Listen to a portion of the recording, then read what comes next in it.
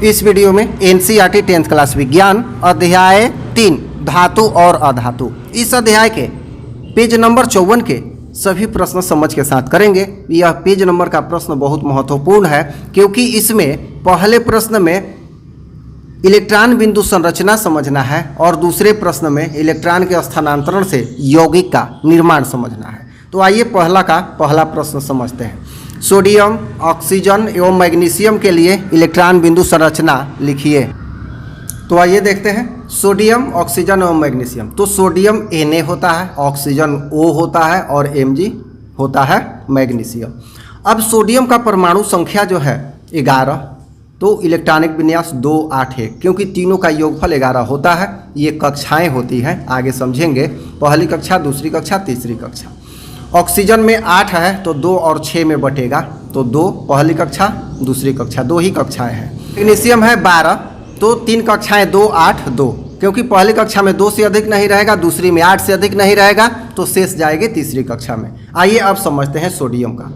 तो सोडियम का है 2, 8, 1, तो इसमें तो हो गया 2 इलेक्ट्रॉन। इसे K, L, M के अनुसार भी समझते हैं, तो 2 इलेक्ट्रॉन हो गया।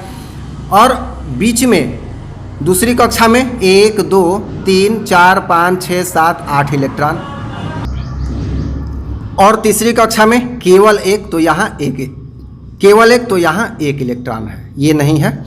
अब ऑक्सीजन का समझते हैं। 2 कक्षाएं हैं, पहली में 2 और दूसरी में 6, 1, 2, 3, 4, 5, 6, ये दोनों काटा गया है, तो ये ऑक्सीजन का इलेक्ट्रॉन बिंदु संरचना हो गया। अब समझते हैं मैग्नीशियम का इलेक्ट्रॉन बिंदु संरचना। 3 कक्षाएं हैं, K, L, M। पहली कक्षा में 2 इलेक्ट्रॉन, दूसरी कक्षा में 8 और तीसरी कक्षा या संयोजी कक्षा भी कहा जाता है अंतिम को, तो 2 इलेक्ट्रॉन है। तो इस तरह से ये इलेक्ट्रॉन बिंदु संरचना हो गया, पहला का पहला। कोई भी हो, परमाणु संख्या के आधार पर हम लोग उसका इलेक्ट्रॉनिक विन्यास निकाल लेंगे और उसके आधार पर कक्षा का निर्माण कर लेंगे और उसी के अनुसार इलेक्ट्रॉन को बैठा देंगे। तो इस तरह से किसी भी तत्व का जो है इलेक्ट्रॉनिक विन्यास निकल जाएगा। अब आइए दूसरा प्रश्न, इलेक्ट्रॉन के स्थानांतरण के द्वारा N2O एवं MgO का निर्माण दर्शाइए। तो इलेक्ट्रॉन के स्थानांतरण से यौगिक का निर्माण दर्शाना है, पहले N2O का, सोडियम ऑक्साइड का, फिर मैग्नीशियम ऑक्साइड का। चलिए ठीक है। सोडियम ऑक्साइड, एक है सोडियम, एक है ऑक्साइड अर्थात ऑक्सीजन। ये है धातु, ये है अधातु में आएगा। तो ये 11 सोडियम का पढ़ चुके हैं अभी हम लोग, ऑक्सीजन का 8 पढ़ चुके हैं, वो भी समझेंगे। तो सोडियम का 11, कोई भी धातु है या अधातु है, जो तत्व है, वो अपने बाहरी कक्षा में 8 इलेक्ट्रॉन रखना चाहेगा, वो अपने बाहरी कक्षा को पूर्ण रखना चाहेगा।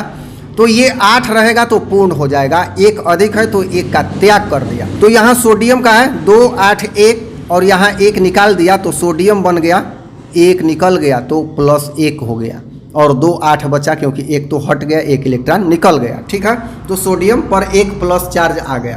अब 8 ऑक्सीजन का है, तो ये 2 है और ये 6 है।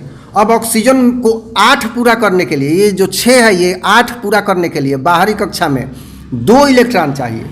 तो ये 2 इलेक्ट्रॉन ग्रहण करेगा तो O2 बनेगा और इस पर -2 हो जाएगा, क्योंकि इसने ग्रहण किया है, लिया है किसी से, तो -2 चार्ज इस पर आ जाएगा। अब इसका भी हो जाएगा 2,8, ये भी 2,8, अर्थात बाहरी कक्षाएं दोनों की पूर्ण हो गई हैं, किंतु इस पे -2 चार्ज आ गया है, इस पे +1 चार्ज आ गया है।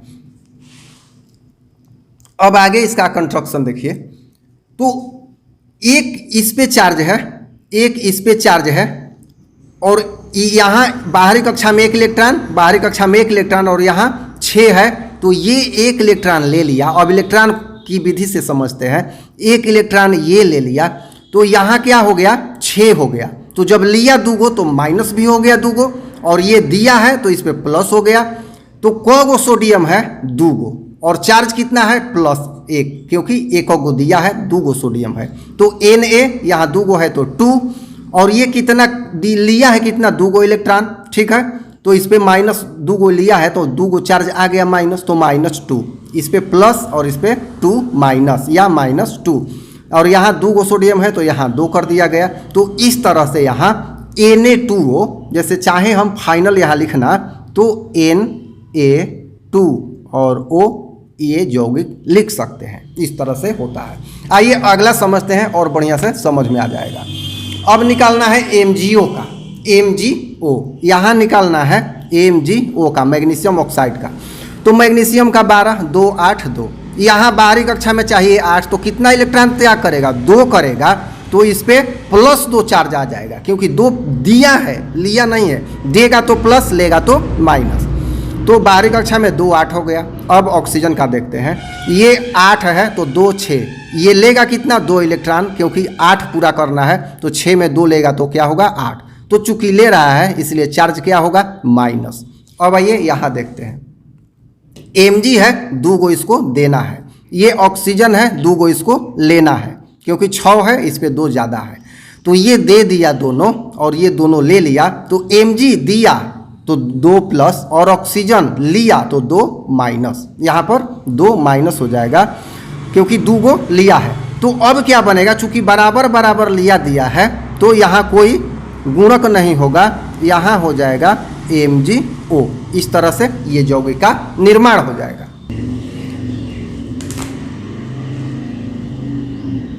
अब तीसरा नंबर प्रश्न पूछ रहा है, इन यौगिकों में कौन कौन आयन उपस्थित है? तो आयन तो अभी हम लोगों ने देखा, सोडियम प्लस, मैग्नीशियम 2+ और ऑक्सीजन 2- ऑक्सीजन दोनों में है। और सोडियम पे कितना था? 1+ चार्ज था, मैग्नीशियम पे 2+ चार्ज था। तो ये आयन होते हैं जिस पे प्लस या माइनस चार्ज लगा हो। तो इस तरह से ये 3 तरह के आयन यहाँ स्पष्ट दिखाई दे रहे हैं। दूसरा नंबर प्रश्न, आयनिक यौगिक का गलनांक उच्च क्यों होता है? आइए समझते हैं। आयनिक यौगिकों में आकर्षण बल उनके कणों के बीच काफ़ी अधिक होती है, फलस्वरूप उन्हें अलग करने में अत्यधिक ऊर्जा की आवश्यकता होती है। यही कारण है कि आयनिक यौगिकों का गलनांक काफ़ी अधिक अर्थात उच्च होता है। ये ऐसे लिखेंगे, देखिए आयनिक यौगिक जो है उनमें आकर्षण बल जो है, एक दूसरे का खिंचाव बल जो है बहुत अधिक होता है। तो उनको तोड़ने में, हटाने में काफ़ी ऊर्जा की आवश्यकता होती है, इसीलिए अधिक ऊष्मा देनी पड़ती है। तो गलनांक क्या होता है? उसका उच्च हो जाता है। तो इस तरह से इस वीडियो में इतना ही। फिर हम लोग अगले वीडियो में पेज नंबर 59 के प्रश्नों को लेकर आएंगे। धन्यवाद।